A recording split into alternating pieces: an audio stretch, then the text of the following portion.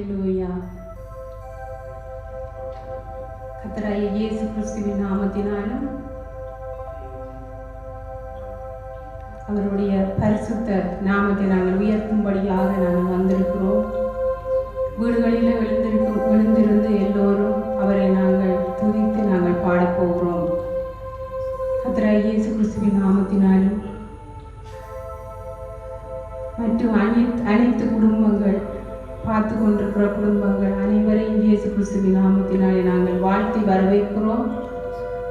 இந்த நேரத்தில் ஆண்டவர் ஒருவரே எங்களை படைத்த தேவன், உண்மையுள்ள தேவனாக இருந்து வழி நடத்தும்படியாக நாங்கள் துதித்து ஆராதிக்க போகிறோம்.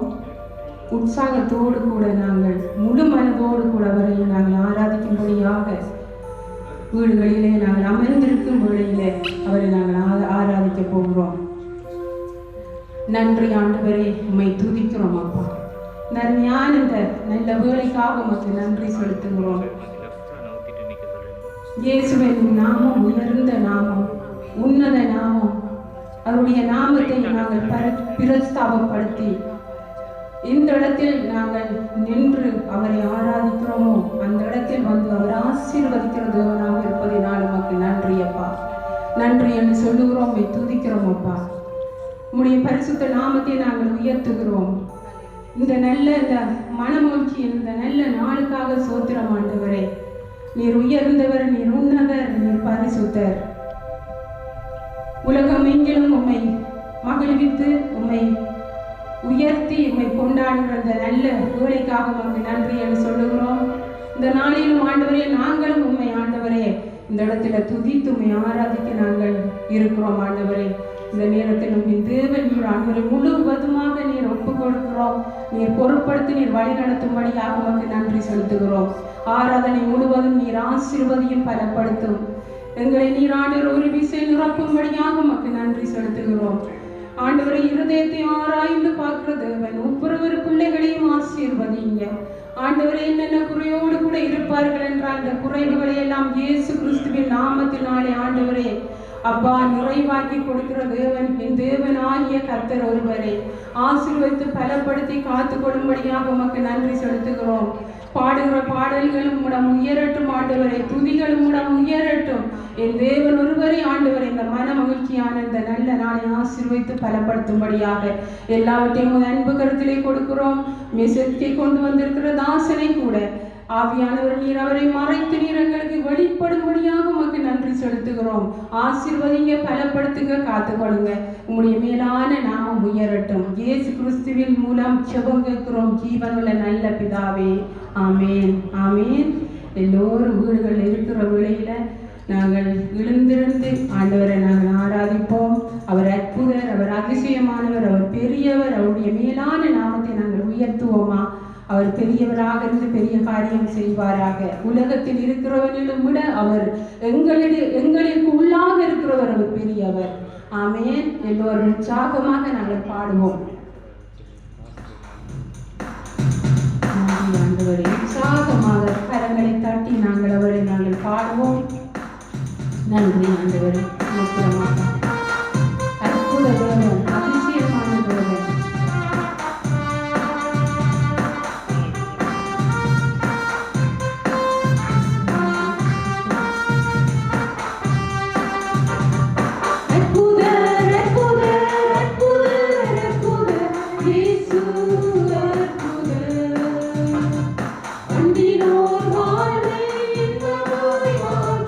Yes.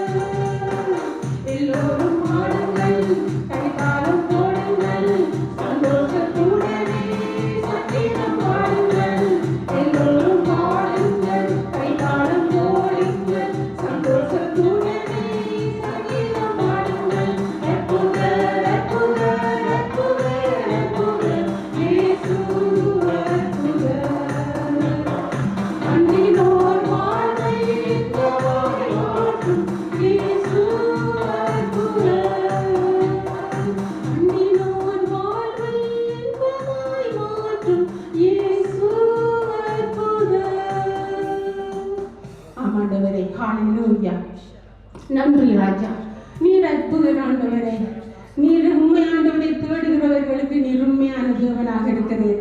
நீர் அற்புத தேவனாக இருக்கிறீர் ஆண்டவரே. ஹல்லேலூயா, ஹல்லேலூயா. நீர் ஆண்டவரே பெரியவர், நீர் உயர்ந்தவர் ராஜா. எங்களுக்குள்ளே வாசம் பண்ணுகிறவர் பெரியவர். எங்களை நீர் கைவிடாத தேவன் ஆண்டவரே. ஆபத்தான நேரங்களிலும் ஆண்டவரே நீ சீக்கிரமாக வந்து எங்களை ஆண்டவரை பாதுகாக்கிற தேவனே, உமக்கு நன்றி என்று சொல்லுகிறோம். உமக்கு நன்றி ராஜா. ஹல்லேலூயா, ஹல்லேலூயா. உங்கள் அன்பு கூறுகிறவர்களுக்கு எல்லாமே நீ நன்மைக்கு எதுவாக நீ நடத்துகிற தேவன் நீர் ஒருவரே. உமக்கு நன்றி ஆண்டவரே. உம்மை துதிக்கிறோம், உம்மை சோத்தரிக்கிறோம். உம்முடைய மேலான நாமம் ஆண்டவரே, உயர்ந்த நாமத்தை நாங்கள் உயர்த்துகிறோம் ஆண்டவரே. உன்னத நாமத்தை நாங்கள் உயர்த்துகிறோம். உமது சமூகத்தில் ஆண்டவரே நாங்கள் வந்திருந்த ஆண்டவரை உயர்த்துகிறோம். உம்மை சோத்தரிக்கிறோம் ஆண்டவரே. கர்த்தாவே உமக்கு நன்றி. உலகத்தில் ஆண்டவரே எவ்வளவு பிரச்சனைகள் இருந்தாலும், சோர்வு இருந்தாலும், ஆட்சதிகள் இருந்தாலும், என் தேவன் ஒருவரை எங்களோடு கூட இருந்து எங்களை நடத்துகிற தேவனே உமக்கு நன்றி. சிங்காசனத்தில் வீட்டிருக்கிறவரே உமக்கு நன்றி. என் தேவனாதி தேவனின் பரிசுத்தர், பரிசுத்தர், பரிசுத்தர் ஆண்டவரே. ஆராதனைக்கு உடையவரே உமக்கு நன்றி என்று சொல்லுகிறோம் ஆண்டவரே. உமக்கு நன்றி அப்பா. ஆண்டவரே சேனைகளின் கர்த்தரின் பெரியவர், படைகளின் ஆண்டவரின் பெரியவர் நீர் பரிசுத்தர். வானத்தையும் பூமியையும் படைத்த சர்வ வல்லமையுள்ள தேவனே உமக்கு நன்றி செலுத்துகிறோம். ஆதியும் அந்தவுமானவரே, உன்னதமான தேவனே உமக்கு நன்றி. என் தேவனை எங்களோடு கூட நடத்துகிறவரே உமக்கு நன்றி என்று சொல்லுகிறோம். ஹல்லேலூயா, ஹல்லேலூயா, ஹல்லேலூயா. ஆண்டவரே உலாவுகிற தேவனே உமக்கு நன்றி. சபையிலே ஆண்டவரை உலாவிக் கொண்டிருக்கிறவரே ஆண்டவரே உமக்கு நன்றி செலுத்துகிறோம். ஏழு குத்து விளக்கின் மத்தியில் ஆண்டவரே நீ உலாவிக் கொண்டிருக்கிற தேவன், உலாவுகிற தேவன். நீ சபையை நேசித்த தேவன் ஆண்டவரே. நீ சபையை நேசித்தவர் அப்பா. எங்கள் நாங்கள் தேவ பிள்ளைகளை நீர் வழி நடத்துகிற தேவனே. நீரே ஆண்டவரே தங்குகிற தேவன்.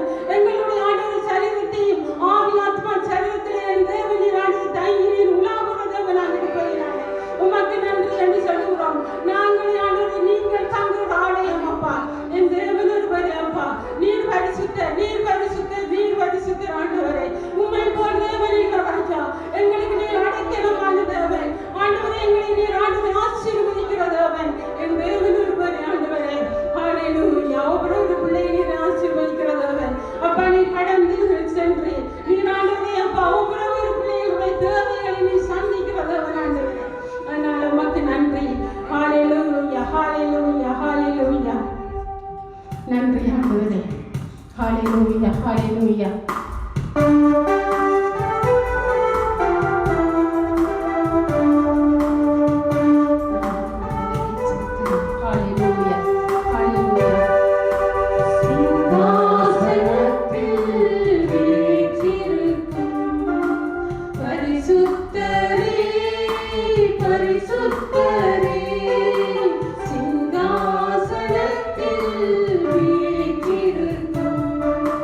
பரிசுத்தரே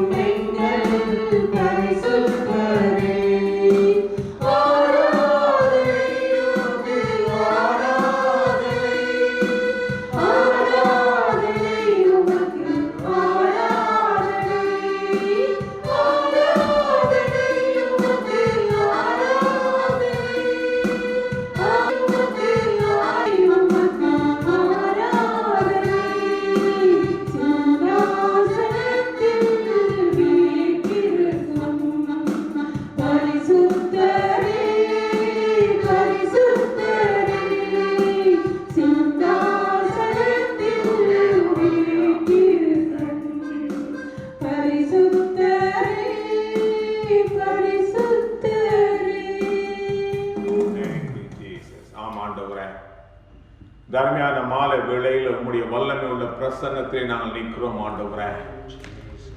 நாங்கள் கூடிய இடத்துல என் தேவன் நீர் அசைவாடுகிறவராய் இருக்கிறீர். இங்க 2-3 பேரும் நாமத்தினாலே கூடும் போது அங்கே இருப்பேன் எங்களுக்கு வாக்குத்தத்தம் பண்ண தேவன் என்றைக்கும் நீர் மகிமை உள்ள தேவனாக இருக்கிறீரப்பா. என் தெய்வமே, இந்த நாள்ல கூட சிங்காசனத்திலே வீற்றிருக்கிறவர், என் தெய்வமே, இந்த நாள்ல கூட உம்முடைய மகத்துவம் உள்ள பிரசன்னத்தை உணர்ந்த பிள்ளைகளாக நாங்கள் உம்முடைய சமூகத்தில் நிற்கிறோம் ஆண்டவரே. உலகத்தில் இருக்கிறவனை காட்டிலும் நம்மோட இருக்கிற தேவன் பெரியவராய் இருப்பதனால் அந்த பெரிய தேவனை காண வந்திருக்கிறோம். அவருடைய சத்தத்தை கேட்க வந்திருக்கிறோம். அவரோட கொஞ்ச நேரம் ஆண்டவர் நாங்கள் ஐக்கியப்பட வந்திருக்கிறோம். தேவ பிரசன்னம் எந்த இடத்துல இருந்தாலும் ஆண்டவரே, பிள்ளைகள் கூடியிருக்கிற இடத்துல தேவ பிரசன்னம் மகிமையாக கடந்து வரும்படியாக அன்றைக்கு ஆண்டவரே சாலமோன் ஆலயத்தில் நிற்க கூடாதபடி உம்முடைய தேவ மகிமை கடந்து வந்தது போல என் தெய்வமே, இந்த நாள்ல கூட இருக்கிற ஒவ்வொரு இடங்களிலையும் தேவ பிரசன்னம் நிரம்பும்படியாக உம்மை முழு மனதோட தேடும் போது நீ அவர்கள் அருகிலே இருக்கிறேன் என்று சொன்ன கர்த்தர் அப்படியாக உம்முடைய மகிமையின் பிரசன்னத்தினால் நிரப்புவீராக ஆண்டவரே. எங்களுக்காக யாவற்றையும் செய்து முடித்தவரும் இன்றைக்கும் ராஜனாக ஆண்டவரே மகா கம்பீரமாக எங்கள் மத்தியிலே ஜீவிக்கிறவருமாய் இருக்கிற அன்பின் தெய்வம் இயேசுவே, நீ வல்லமை உள்ள பிரசன்னம் ஒவ்வொரு வீடுகளிலும் ஒவ்வொரு இல்லங்களிலும் ஒவ்வொரு இடங்களிலும் ஆண்டவரே பரிபூர்ணமாக நிரப்பப்படுவதாகப்பா. ஆராதனை முற்று முழுதாக உடைய அன்பின் கரத்திலே ஒப்புக் கொடுக்கிறோம். தேவ கிருபை பெருகட்டும். எங்களை தாழ்த்தி உடைய அன்பின் கரத்திலே ஒப்புக் கொடுக்கிறோம் ஆண்டவரே. நீரே தொடர்ந்து பொறுப்படுத்த வழிநடத்தி காத்துக் கொள்வீராக. வார்த்தையோட ஆண்டவரை முழுவதுமாக பொறுப்படுத்திக் கொள்வீராக. இந்த ஆண்டவரை ஆராதனை முழுவதும் ஆண்டவரை உடைய வல்லமை உள்ள பிரசன்னத்தினால் நிரப்பும். தொடர்ந்து வழிநடத்தும். இதை கேட்டுக்கொண்டிருக்கிற பிள்ளைகள் மேலும் ஆண்டவரை எந்த தேசத்துல எந்த இடத்துல இருந்தாலும் தேவ பிரசன்னம் அவர்களையும் சூழ்ந்து கொள்ளட்டும் அப்பா. தாழ்த்தி உடைய அன்பின் கரத்திலே ஒப்புக் கொடுக்கிறோம். துதியும் கனமும் மகிமையும் உமக்கே செலுத்தி மீட்பரும் இரட்சகருமா இயேசு கிறிஸ்துவின் வல்லமை உள்ள நாமத்திலே ஜெபிக்கிறோம் எங்கள் அன்பின் தகப்பனே. ஆமென். உட்காருங்க.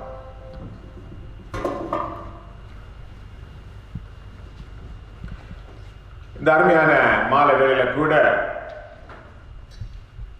இந்த ஆராதனையில் கலந்து கொண்டிருக்க ஒவ்வொரு பிள்ளைகளுக்காகவும் நான் ஜெபிக்கிறேன்.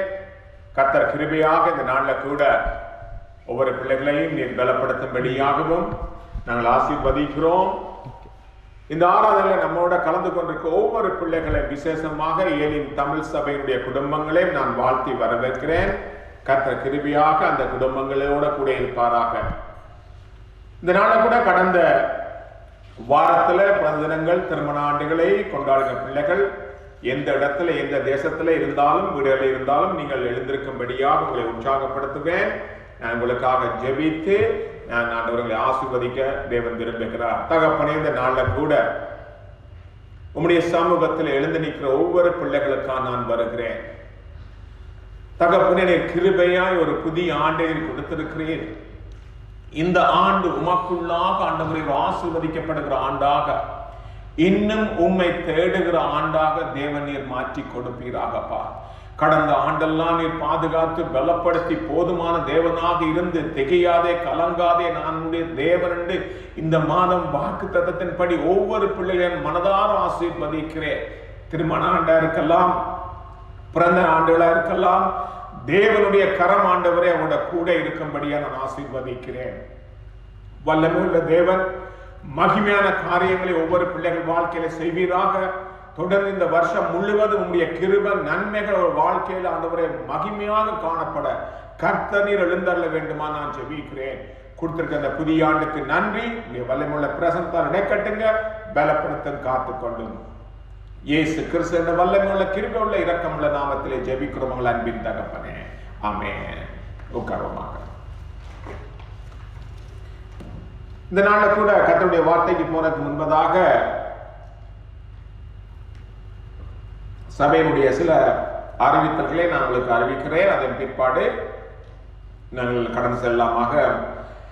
வருகிற 25, 26 தேதிகளிலே நம்முடைய 24வது மணி நேரம் 24 hours prayer இருப்பதனால் அது 10 மணி தொடக்கம் இரவு 10 மணி வரைக்கும் நடைபெற 24 hours நடைபெறுவது. 25ஆம் தேதி வெள்ளிக்கிழமையில இருந்து 26 சனிக்கிழமை வரைக்கும் இந்த ஜெபம் இருக்கும். அதனால இந்த முறை நம்முடைய லாக்டவுனா இருப்பதனால் நாங்கள் வீடுகளில் இருந்து நீங்க ஜெபிக்க நம்மளை வாஞ்சிக்கிறேன். கடந்த முறை அதாவது 3 மாதத்துக்கு முன்பதாக யார் யார் பேர்களை கொடுத்தீர்களோ அந்த ஒழுங்கின்படி உங்களுக்கு அந்த டைமை நான் அலோகேட் பண்ணியிருக்கிறேன். இன்கேஸ் உங்களால நீங்க முடியாவிட்டால் தயவு செய்து என்னோட தொடர்பு கொள்ளுங்கள். நான் அந்த லிஸ்டை அனுப்பி வைக்கிறேன் நம்முடைய குரூப்ல. நீங்க அதை பார்த்து என்னோட தொடர்பு கொள்ளும்படி உங்களை உற்சாகப்படுத்துகிறேன்.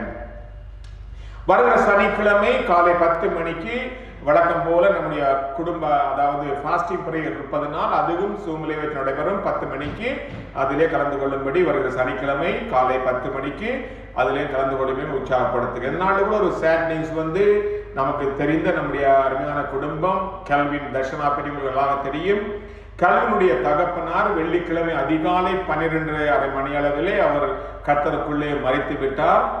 அதனால அந்த குடும்பத்துக்காக நான் உங்களை ஜெபிக்கும்படி தாழ்மையாக கேட்டுக்கொள்கிறேன். கல்வினுக்காக அவருடைய தாயாரும் இப்பொழுது இந்த கொரோனாவினாலிருந்து ஐசியூல வைத்திருக்கிறாங்க.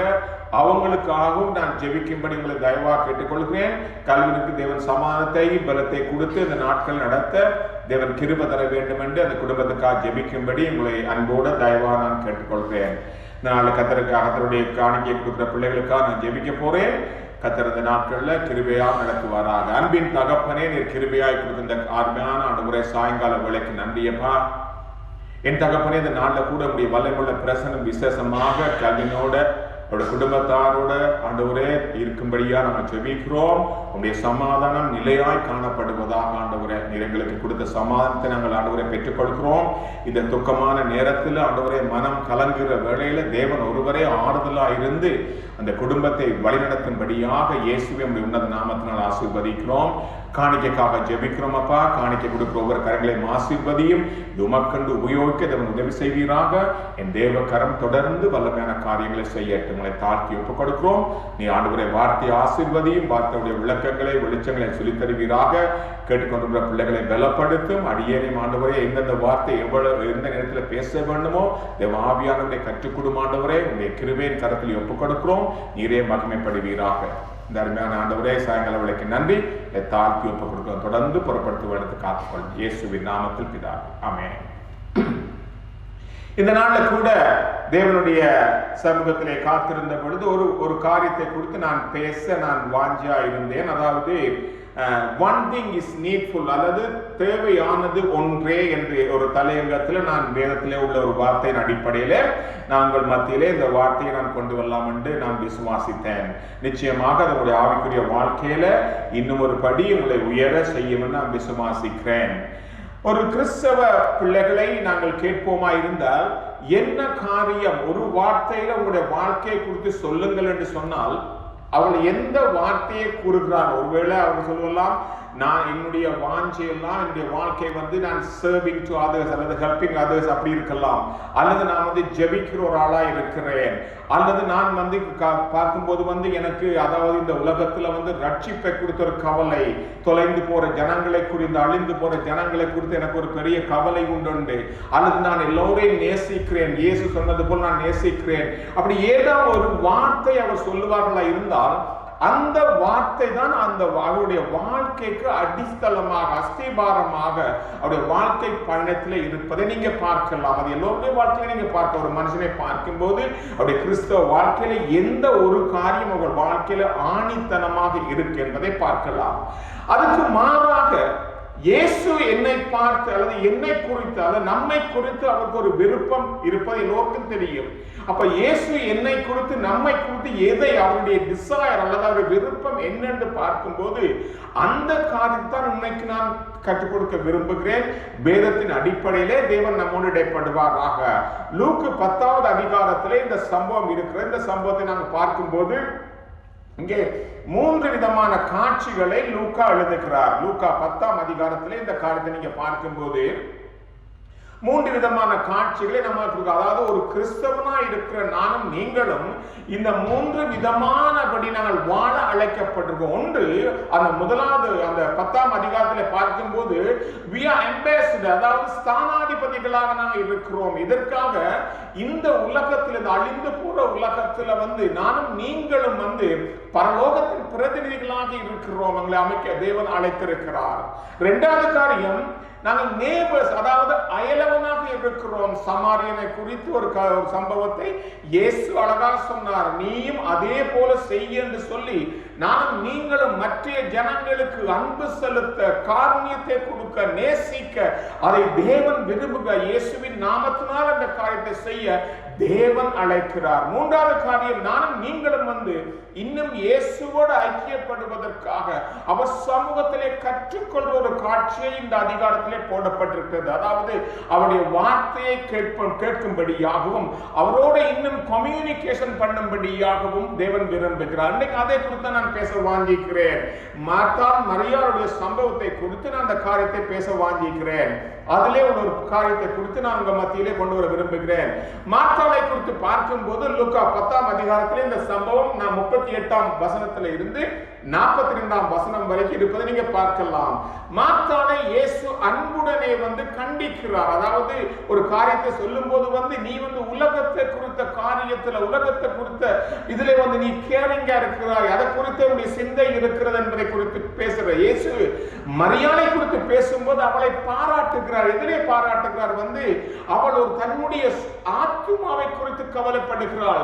மார்த்தாள் உலகத்தை காரியங்களை குறித்து கவலைப்படுகிற வேளையில இங்க மரியாள் தன்னுடைய ஆத்துமாவை குறித்து கவலைப்பட்டு தனக்கு தேவையான ஒன்று அவருடைய பாதத்தருகே இருந்து அவரை கற்றுக்கொள்ள வேண்டும் என்று விரும்புகிறார். இன்னைக்கு அதை பார்க்கும்போது, அந்த அதிகாரத்தை பார்க்கும்போது லூக்கா 10ஆம் அதிகாரம் 38 இருந்து 42 வசனங்களை வாசிக்கும் போது, லூக் chapter 10 verses 38-42 பார்க்கும்போது, பின்பு அவர்கள் பிரயாணமாய் போகையிலே அவர் ஒரு கிராமத்திலே பிரவேசித்தார். அங்கே மார்த்தாள் என்னும் பெயர் கொண்ட ஒரு ஸ்திரீ அவரை தன் வீட்டிலே ஏற்றுக்கொண்டாள். அவளுக்கு மரியாள் எனப்பட்ட ஒரு சகோதரி இருந்தாள். அவள் இயேசுவின் பாதத்தருகே உட்கார்ந்து அவருடைய வசனத்தை கேட்டுக்கொண்டிருந்தாள். மார்த்தாளோ பற்பல வேலைகளை செய்வதில் மிகவும் வருத்தம் அடைந்து அவரிடத்தில் ஆண்டவரே, நான் தனியே வேலை செய்யும்படி என் சகோதரி என்னை விட்டு வந்திருக்கிறது நீ குறித்து கவலை இல்லையா? எனக்கு உதவி செய்யும்படி அவளுக்கு சொல்லும் என்றாள். இயேசு அவளுக்கு பிரதி உத்தரமாக, மார்த்தாளே, நீ அநேக காரியங்களை குறித்து கவலைப்பட்டு கொண்டு கலங்குகிறாய். தேவையானது ஒன்றே. மரியாள் தன்னை விட்டு எடுபடாத நல்ல பங்கை தெரிந்து கொண்டாள் என்றார். இந்த சம்பவம் எல்லோருக்கும் தெரிஞ்ச சம்பவம் தான். இந்த சம்பவத்துல ஒரு கிராமம் என்று ஆரம்பிக்கிறது. பெத்தனின்னு உங்களுக்கு தெரியும். பெத்தனியா கிராமத்திலே என்று போடப்பட்டிருக்கிறது. ஒரு கிராமம், ஒரு ஸ்திரீ, ஒரு சகோதரி, தேவையான ஒன்றே. நீங்க பார்க்கும்போது எல்லாம் ஒன்று ஒன்று ஒன்று இந்த 5 வசனத்திலே இருக்கிறது பார்க்கலாம்.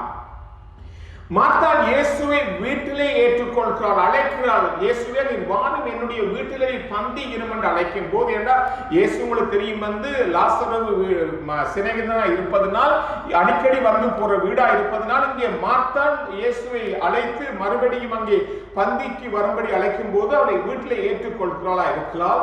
ஆனால் அவள் ஏற்றுக்கொண்டவள் எப்படிப்பட்டவள் என்பதை பார்க்கும் போது அவள் பற்பல வேலைகளை செய்வதிலே மிகவும் வருத்தம் அடைந்து கொண்டிருக்கிறாள். ஒன்று.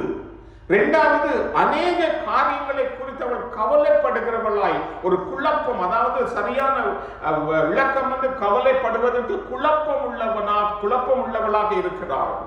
மூன்றாவது காரியம், அவள் தனியே வேலை செய்கிறேன் என்ற ஒரு குறைவுபட்டவளாக இருக்கிறார்.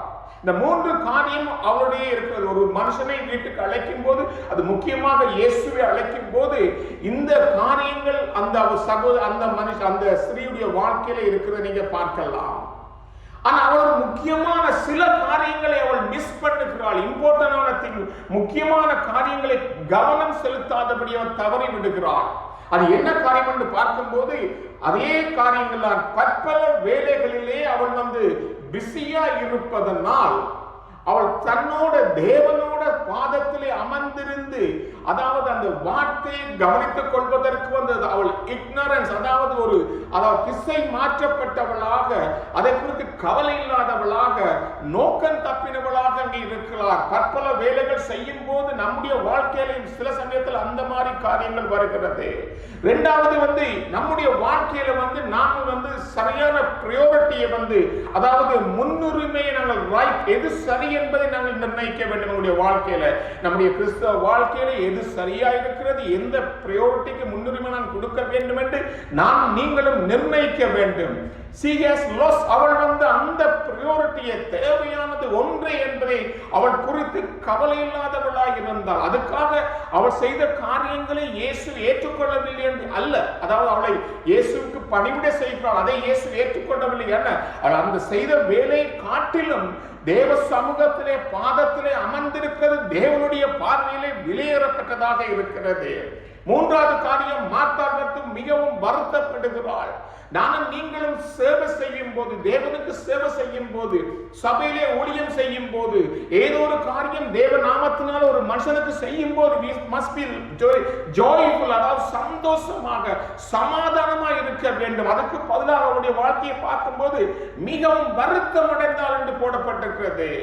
நாலாவது காரியம் மார்த்தாளை பார்க்கும்போது கவலை குழப்பத்திலே இருக்கிறாள். It's a privilege. அந்த தேவனுக்கு ஊழியம் செய்வது பெரிய சாக்கியம். நானும் நீங்களும் வெளியிலே வேலை செய்கிறோம், சம்பளம் வாங்குகிறோம் நம்முடைய ஜீவியத்தை நடத்துவதற்கு. ஆனா அந்த அண்ட சராசரங்களை படைத்த தேவனுக்கு ஊழியம் செய்வது யாருக்கும் கிடைக்காத சிலாக்கியம். எல்லாருக்கும் தேவன் கொடுக்கவில்லை. அப்ப கொடுத்த நமக்கு அதை செய்யும் போது நானும் நீங்களும் அதை சரியாக, ஆண்டவரே இந்த காரியம் என கொடுத்திருக்கிறேன் என்று சொல்லி நானும் நீங்களும் அதை ஒரு சிலாக்கியமா எண்ணிக்கொள்ள வேண்டும். இன்னொரு காரியம் she lost the attitude. அவருடைய வாழ்க்கையை நீங்க பார்க்கும்போது அவருடைய நடத்தை, மனப்பான்மை எல்லாம் நான் தனியே வேலை செய்கிறேன் ஒரு கம்ப்ளைண்ட் பண்ற, ஒரு முறைப்பாடு செய்கிறவளாக, குற்றம் சுமத்துறவளாக, குறை காண்கிறவளாக இருக்கிறாள். எந்த ஆண்டவரே அதுக்கு மாறாக, ஆண்டவரே எனக்கு பெரிய ஒரு ஆப்பர்ச்சுனிட்டி கொடுத்திருக்கிறேன் உனக்கு சேவ் பண்றதுக்கு அந்த நன்றியுள்ள இதயத்தோடு இருப்பாளா இருந்தால் மிகவும் நலமா இருந்திருக்கும். இன்றைக்கு பல பேர் நாம் ஊழியம் செய்கிற நாம் இதே நிலையில் தான் நாங்க இருக்கிறோம். நாங்கள் குறை கூறுகிறோம். தேவன் கொடுத்த பெரிய ஊழியத்தை செய்ய முடியாதபடி நாங்கள் குறை கூறுகிறோம், குழப்பம் அடைகிறோம், வருத்தம் அடைகிறோம். நாங்கள் இப்படியாக இருப்பதனால் இந்த மாலை வேளையிலே ஆண்டவரே எதை குறித்து நீர் என்னோட பேச வாஞ்சி நாட்கள்ல நான் அடிக்கடி சொல்வது வழக்க, நான் கவுன்சிலிங் பண்ணும்போது நான் சொல்லக்கூடிய காரியம், அது வரக்கூடியவர்களை கேட்பது அவர்களை கேட்கும் போது, நீங்கள் தேவனோட உங்களுடைய ஐக்கியம் எப்படி இருக்கிறது, அதனுடைய அர்த்தம் என்ன, நீ தேவனோட எப்படி நீ உறவாடுகிறாய், நீ அவருக்கு நேரங்களை செலவழித்து அவரோட வார்த்தையில தங்கி இருந்து அந்த வார்த்தையை கற்றுக்கொள்கிறான். அப்படி செய்வோமா இருந்தால் நிச்சயமாக அந்த வார்த்தையில ஆணித்தனமா இருப்போமா இருந்தால் நம்முடைய கிறிஸ்தவ வாழ்க்கையில அசைப்பதற்கு யாராலும் முடியாது. அதைத்தான் இந்த மரியாள் எடுத்துக்கொண்டார். தன்னை விட்டு எடுபடாத ஒரு நல்ல பங்கு, அதைத்தான் அவள் கண்டுகொண்டாய், டிஸ்கவர் பண்ணால் அதை கண்டுகொள்கிறாள். இதுதான் எதுக்கு, இன்னும் நான் தேவனோட கிட்டி சேருவதற்கு, அவர் தேவனோட இன்னும் சேருவதற்கு ஒரு வழிமுறையை கண்டுகொள்கிறாள். அவள் கண்டுகொண்ட முறை is a better way, இதுதான் சரியான மேன்மையான முறை என்பதை கண்டுகொள்கிறாள். அந்த பங்கு அவளை விட்டு எடுபடாத காரியம். வார்த்தை, வானமும் பூமியும் ஒரு நாளைக்கு ஒளிந்து போகக்கூடியது, ஆனா தேவ வார்த்தை அழியாதது. அந்த வார்த்தையை தான் அவள் கற்றுக்கொள்கிறாள் தேவனுடைய பாதத்திலே இருந்து. இந்த மரியாதை குறித்து நீங்க பார்க்கும் போது அவள் தெரிந்து சொன்ன காரியம் அல்ல, ரைட் பிரியாரிட்டி அவளை சரியான முடிவை எடுப்பதற்கு எத்தனைத்தது நாங்கள் பார்க்கலாம். யோவான் 4ஆம் அதிகாரத்திலே சமாரிய பெண் எல்லாராலும் ஒதுக்கப்பட்ட ஒரு ஸ்திரீயானவள். அவள் தண்ணீர் எடுக்க வரும்போது இயேசுவோட கொஞ்ச நேரம் சம்பாஷணை பண்ணுகிறாள். அதை சம்பாஷணை பண்ணும்போது வேதம் சொல்லுது இயேசு சொன்ன உபதேசித்த வார்த்தைகளை அவள் கேட்ட பொழுது மனமாற்றம் அடைந்து நீர்தான் மெய்யான கிறிஸ்து இயேசு உலக ரட்சகர் என்பதை அவள் வாயினால் அறிக்கை செய்கிறாள். அன்றைக்கு அந்த வார்த்தை அவள் கேட்காம இருப்பாளா இருந்தால் அதை அவள் புரிந்து கொண்டிருக்க மாட்டாள். அதற்கு மாறாக கொஞ்ச நேரம் செலவழித்தது நிமித்தம், தேவனுடைய வாயிலிருந்து வரக்கூடிய வார்த்தைகளை கேட்டது நிமித்தம் அவளுடைய வாழ்க்கையில உணர்வு உண்டாகிறாள். அவள் வாழ்க்கையில சுத்திகரிப்பு உண்டாகிறது. நான் யார் என்பதை கண்டுகொள்கிறாள். நான் என்ன செய்ய வேண்டும் என்று கண்டுகொள்கிறாள். விடுதலை பெறுகிறாள். அதனால் தான் ஓடி போய் ஜனங்களுக்கு சொல்கிறாள், இதுதான் சந்தர்ப்பம், என் வந்து பாருங்கள், யாருடன் நான் பேசிக் கொண்டிருக்கிறேன், யார் இங்கே வந்திருக்கிறார் என்பதை பாருங்கள் என்று அழைத்துக் கொண்டது காரணம் என்ன? அந்த கொஞ்ச நேரம் தண்ணி எடுக்க வந்த பெண் கொஞ்ச நேரம் தேவ சமூகத்திலே தன்னை செலவழிச்சதுனால, அவர் சமூகத்திலே காத்திருந்ததுனால, இந்த மாதங்களில கூட தேவையானது ஒன்றென்று வேதம் காட்டக்கூடிய சிலவற்றை 3 காரியங்களை வேகமாக நான் சொல்லி, முக்கியமான காரியங்கள் என்ன நம்முடைய கிறிஸ்தவ வாழ்க்கை என்று சொல்லி நான் முடித்து நான் ஜெபிக்க வாஞ்சிக்கிறேன். முதலாவது காரியம், தேவையானது அல்லது முதன்மையானது ஒன்றென்று இயேசு சொன்ன வார்த்தை தேவனுடைய ராஜ்யமும் அவருடைய நீதியும். மத்தேயு 6ஆம் அதிகாரத்திலே இந்த சம்பவம் புறப்படும் எல்லோருக்கும் தெரியும். மத்தேயு chapter 6 31-33 பார்க்கும்போது, எண்ணத்தை உண்போம், எண்ணத்தை குடிப்போம், எண்ணத்தை உடுப்போம் என்று கவலைப்படாதிருங்கள், இவை எல்லாம் உங்களுக்கு வேண்டியவைகள், ஆனாலும் தேவையானது ஒன்றே அல்லது மேலானது ஒன்றே. அது முதலாவது நீ தேவனுடைய ராஜ்யத்தையும் அவருடைய நீதியையும் தேடுங்கள், அப்பொழுது மேலே சொல்லப்பட்ட யாவும், எண்ணத்தை உண்போம், எண்ணத்தை குடிப்போம், எண்ணத்தை உடுப்போம் என்று சொல்லப்பட்ட யாவும், இவைகள் யாவும் உங்களுக்கு கூட கொடுக்கப்பட்டது. அப்ப முதலாவது காரியம், ஆண்டவர் இந்த மாலை வேளையில் அன்னைக்கு மரியாள் மார்த்தாள் உட்கார்ந்து, மரியாள் மார்த்தாளுடைய சகோதரர் 2 பேர்ல மரியாள் எப்படி தன்னுடைய பாதத்தில் அமர்ந்திருந்து கற்றுக்கொண்டாலோ, அப்ப வார்த்தை எனக்கும் உங்களுக்கும் வருவது இயேசு தன்னுடைய வாயால் சொல்லப்பட்ட காரியம். நானும் நீங்களும் முதலாவது மேன்மையானது முதன்மையானது ஒரு காரியம் தேவனுடைய ராஜ்யத்தையும் அவருடைய நீதியையும் கண்டுகொள்ள வேண்டும். எதற்கு? இந்த 2 காரியங்களை நானும் நீங்களும் கண்டுகொள்வோமா இருந்தால் அவர் மற்ற எல்லாம் எனக்கு உங்களுக்கு கூட கொடுப்பாராம். இந்த 2 அந்த முதன்மையான காரியத்தை விட்டு விடுவோமா இருந்தால் 2 முக்கியமான காரியத்தை வாழ்க்கையில விட்டு விடுவோம். முதலாவது, நானும் நீங்களும் சாட்சியை இழந்து விடுவோம். தேவனுடைய பிள்ளைகள் மற்றவர்கள் பார்க்கும் போது மற்ற ஜனத்துக்கும் எனக்கு நமக்கும் வித்தியாசம் உண்டு. தேவனுடைய பிள்ளைகளுக்கும் அது அதில் போட்டிருக்கு, அஞ்ஞானிகள் இவர்களை நாடி தேடுகிற. அஞ்ஞானி என்பது ஜென்டைல் பீப்பிள், தேவனை அறியாத ஜனங்கள். ஆனா எனக்கும் உங்களுக்கும் ஒரு பெரிய பரமபிதா உண்டு. அவர் புல்லை காண்பிக்கிறார், பூவை காண்பிக்கிறார், பறவைகளை காண்பிக்கிறார். என்ன சொல்றார்? இவர்களை பாருங்கள், இவர்களுக்கு உடுத்துவிக்கிறது நான். எந்த பறவையாவது இரவிலே தூங்கும் போது நாளைக்கு என்ன எனக்கு எங்கே சாப்பாடு கிடைக்க போகுது எங்கேயாவது கவலைப்பட்டிருக்கா? அது வீட்டுக்கு கூட்டுக்கு போகும் போதே அழகாக சத்தத்தோடு அழகா போகுது. காலையில எழுப்பினதும் கீதங்கள் பாடி எல்லாரையும் எழுப்பி மகிழ்ச்சியாக வருகிறது. காரணம் என்ன? அதே பரமபிதாதான் அவர்களையும் பிழைப்பூட்டுகிறார். அதனால்தான் நானும் நீங்களும் அவர்களை காட்டிலும் விசேஷமாய் இருப்பதனால் இந்த மாலைகளில் ஆண்டவரே அவருடைய சமூகத்திலே காத்திருக்கிற நானும் நீங்களும் வார்த்தை எனக்கும் உங்களுக்கும் வெளிச்சமாக கொடுப்பது என்ன? அவருடைய ராஜ்யத்தையும் நீதியையும் தேடும்படியாக. அப்ப அதுக்கு பதிலாக கவலையா இருப்போமா இருந்தால் உலகத்தாருக்கும் எனக்கும் வித்தியாசம் இல்லாமல் போய்விடும். அப்படி தேவனுடைய நாமம் வீடிலே வழங்கப்படும். அந்த சாட்சி உள்ள வாழ்க்கை வாழாதபடி நாங்கள் மாறிவிடுவோம். அந்த பறவைகள் எப்படி காலையில் அழகாக கூவிக்கொண்டு வருகிறதோ, சந்தோஷமுடன் எழுப்புகிறதோ, நாமும் அப்படி கண்டு கொள்ள வேண்டும். அதே மத்தேயு அதிகாரம் 27ஆம் வசனம் சொல்லுது, கவலைப்படுகிறதுனால உங்களில் எவன் தன்னுடைய சரீர அளவோட ஒரு முழம் என்று அழகாக தமிழ்ல போட்டிருக்கிறது. ஆங்கிலத்துல பாத்தீங்கன்னா இவன் 1 செகண்ட் 1 நிமிட், அதாவது ஒரு வினாடி உன்னால கூட்ட முடியுமோன்னு ஆண்டவர் பார்த்து கேட்கிறார். நீ கவலைப்படுகிறதுனால உன்னுடைய ஆயுள் சக்கரத்தில் அல்லது ஆயுள் வாழ்க்கையில கூட்ட முடியுமா? கூட்ட முடியும். அதுக்கு மாறாக கவலை உன்னுடைய வாழ்க்கையை குறைக்கிறது. அப்ப முதலாவது காரியம், நான் இழக்கக்கூடிய காரியம் தேவனை முன்னுக்கு வைக்க நாங்கள் தவறிவிட்டோமா இருந்தால், அல்லது ராஜ்யத்தையும் தேவனுடைய நீதியையும் நாங்கள் சேர்வதற்கு பதிலாக நாங்கள் கவலையில் இருப்போமா இருந்தால், முதலாவது நான் நீங்கள் இழக்கக்கூடிய காரியம் தேவனுடைய பிள்ளைகள் என்ற சாட்சி இழந்துவிடும். மற்றவர்கள் பார்வைக்கு இவர்களும் நானும் ஒரே சமம் என்று சொல்லத்தக்கதாக வாழ்ந்து விடுவோம். இரண்டாவது காரியம், we lose our joy, ஒரு சந்தோஷத்தை இழந்து விடுவோம். எதுக்கு? நாளைய தினத்தை குறித்து நீ கவலைப்படாதிருங்கள். நாளைக்கு நடக்கக்கூடிய காரியம். அப்ப நாளையாய் குறித்து கவலை, இன்னையும் குறித்து கவலை, ரெண்டு கவலையும் ஒன்றா சேரும்போது நமக்கு இன்னைக்கு நாளைக்கு அந்த தேவனே எங்களுடைய ரட்சிப்பின் சந்தோஷம் சொல்லக்கூடிய அந்த ஜோய், அந்த ரட்சிப்பின் சந்தோஷத்தை நீங்கள் இழந்து விடுவோம். வேதம் சொல்லுது நான் கவலைப்படுவதனால நானும் நீங்களும் சாட்சி மாத்திரம் அல்ல, நம்முடைய சந்தோஷத்தை நாங்கள் இழந்து போகிறோம். அதனால தான் பலருடைய முகங்களிலே செந்தெடுப்பு கிடையாது, சந்தோஷம் கிடையாது, தேவனுடைய ரட்சிப்பின் சந்தோஷம் பார்க்க முடியவில்லை. ஏன்? நாங்கள் மற்ற அஞ்ஞானிகளை நாங்கள் நாடி ஏடி தேடி நாங்கள் அதை குறித்து கவலையா இருக்கிறோம்.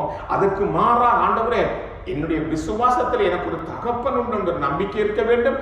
அதனால அவருக்கு நான் முன்னுரிமை கொடுக்கும் போது அவர் நிச்சயமாக எல்லாவற்றையும் சந்திப்பார் என்ற ஒரு பெரிய விசுவாசம் வர வேண்டும். இந்த மாத வாக்குத்தத்தத்தை விசுவாசத்திலே வாழ தேவன் கற்றுக் கொடுக்கிறார்.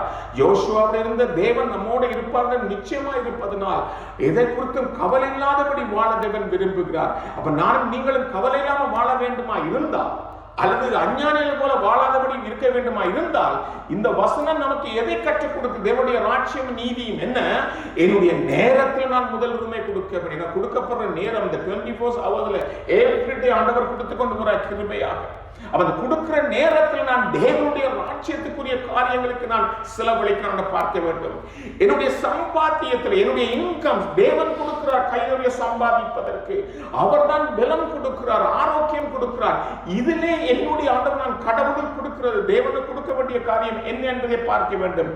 அல்லது என்னுடைய தீர்மானங்கள், என்னுடைய சாய்ஸஸ், என்னுடைய டிசிஷன், என்னுடைய தீர்மானங்கள், என்னுடைய முடிவுகள், என்னுடைய நோக்கங்கள் நான் தேவனுக்கு முதல் உரிமை கொடுக்கிறேன்னா, இந்த மாலைகளில் தேவன் நம்மோட பேசணும். ஆண்டவரே, நான் உண்மை முன்வைப்பதுனா, அன்றைக்கு மரியாள் எப்படி தன்னை விட்டு எடுபடாத நல்ல பங்கை தேடிக்கொண்டாள். இயேசு தன்னுடைய வாயாலே சொன்னார், அவள் தன்னை விட்டு எடுபடாத பெரிய பங்கை தெரிந்து கொண்டார்.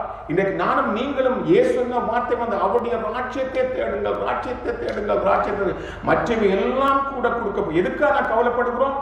எதை உண்ண வேண்டும், எதை உடுக்க வேண்டும், எதை குடிக்க வேண்டும். இந்த மூன்று காரியம் நான் நீங்களும் ஸ்பிரிச்சுவலா பார்த்தோம் என்றால், முதல்ல ஒரு ஆத்மாக்கு தேவையான ஆண்டவரே ஆவிக்குரிய உணவு தேவையான பார்த்துக்கொள், சரி செய்து கொள். வாழ்க்கையில ராஜ்யத்தை முன்வைக்க வேண்டுமா இருந்தால், என்னுடைய ஆத்மாக்கு நான் சரியான முறையில் என்னுடைய சரீரத்துக்கு உணவு தேடி ஓடுகிறேன். அதே போல என்னுடைய ஆத்மாக்கு அதாவது ஆவிக்குரிய உணவு தேவையான்னு பார்த்துக்கொள். மனுஷன் அப்பத்தினால் மாத்திரம் அல்ல, தேவனுடைய வாயினால் வரக்கூடிய வார்த்தையினாலும் பிழைப்பான் சொன்ன வார்த்தையினுடைய ஆண்டவரே, ஒவ்வொரு நாளும் என்னுடைய ஆத்துமாக்கு நான் உணவை கொடுக்க நான் வாஞ்சிக்கிறேன் சொல்லுங்க. மாத்தி கேளுங்க. இரண்டாவது என்னுடைய ஆவிக்குரிய அலங்காரங்கள், ஸ்பிரிச்சுவல் கார்மெண்ட், எதை உடுப்போம் என்று சொல்லாதபடி அழகாக சொல்லப்பட்ட வார்த்தை கொலோசியர் 3ஆம் அதிகாரம் 7-15 வீட்டு போய் வாசிங்கள். அங்கே பவுல் எழுதுகிறார், ஏது ஆவிக்குரிய அலங்காரமான காரியங்கள், எதை நாங்கள் போட வேண்டும், ஸ்பிரிச்சுவல் கார்மெண்ட்ஸ் எது என்பதை அங்கே கற்றுக் கொடுக்கிறார். ஆண்டவர் என்னுடைய வாழ்க்கையில் நான் எதை உடுக்க வேண்டும் என்று தேடாதபடி ஆவிக்குரிய அலங்காரத்தை போடும்போது, நீங்க எதைத்தான் ஒரு சாதாரண உலகத்தில் உள்ள காரியங்களே அழகாக இனி இல்லை என்ற வஸ்திரங்கள் உடுத்தாலும் ஆவிக்குரிய அலங்காரம் உங்களுக்கு சரியில்லா விட்டால் அதனால் எந்த பிரயோஜனமும் கிடையாது. அப்ப என்னுடைய ஆவிக்குரிய அலங்காரம் எப்படி இருப்பதை கற்றுக்கொள். அதாவது மறுபடியும் சொல்றேன், நாங்கள் கொலோசியர் 3ஆம் அதிகாரம் 7-15 வீட்டு போய் வாசிங்க. அடுத்து ஜீவ தண்ணீர், தேவன் எதை குடிக்கணும் என்பதற்காக ஆண்டவரே ஜீவ தண்ணீர் தேவன் கொடுக்கிற அந்த ஸ்பிரிச்சுவல் வாட்டரை குடிக்கும் போது எனக்குள்ளே ஜீவ நீரூற்று புறப்பட்டு ஓடுகிறது. அது மாத்திரமல்ல, எனக்கு மாத்திரமல்ல, என்னோட இருக்கிறவர்களுக்கு, என்னோட நான் போரிடமெல்லாம் தேவன் கிருபையாக அந்த ஜீவ தண்ணீர்னால மற்றவரை போஷிக்கிறார். ஆண்டவரே அவருடைய ராஜ்யத்தை நீதியை தேட வேண்டுமா இருந்தால் நான் கவலை கொள்ளாதபடி, குழப்பமடையாதபடி, வருத்தப்படாதபடி, குறைபடாதபடி, அன்னைக்கு மரியாள் தேடின போல தேவையானது ஒன்றே அவள் தேடினது போல ஆண்டவர் இந்த மாணவர்களில் நானும் தேவையானது எனக்கு ஒன்று வந்து உம்முடைய ராட்சியம் ஆண்டவரே, முதன்மையானது ஒன்று என்னுடைய வாழ்க்கையில் வந்து அன்னைக்கு அவள் தேடினது போல நானும் தேடுவதற்கு முதலாவது நாம் எதை தேட வேண்டும் என்றால் அவருடைய நீதியையும் அவருடைய ராட்சியத்தையும் தேடும்போது உன்னுடைய வாழ்க்கையில எல்லாவற்றையும் தேவன் கிருபையா இந்த நாட்கள்ல குறைவா இருப்பதனால் நம்முடைய வாழ்க்கையில தேவன் கிருபையா நடத்துவாராக.